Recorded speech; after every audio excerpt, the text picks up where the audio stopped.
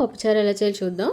ముందుగా కందిపప్పుని కొంచెం వేపుకొని పక్కన పెట్టుకోవాలి. దాంట్లో కొంచెం వాటర్ పోసుకొని అందులో టమాటాలు, ఉల్లిపాయలు, పచ్చిమిరపకాయలు వేసుకుంటాము.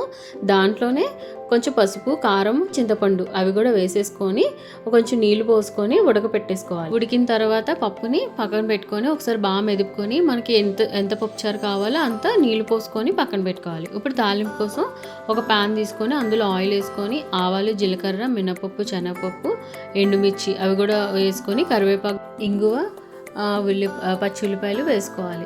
ఇవి కొంచెం గోల్డెన్ కలర్ వచ్చినంత వరకు బాగా వేపుకొని మనం ఏదైతే ఇందాక పప్పుచారు పక్కన పెట్టుకున్నామో అది కూడా అందులో వేసుకొని 10 నిమిషాలు తాలింపులో బాగా మరగనిచ్చుకోవాలన్నమాట. ఇలా మరగడం వల్ల ఏంటంటే పప్పుచారు టేస్ట్ అనేది చాలా బాగుంటుంది.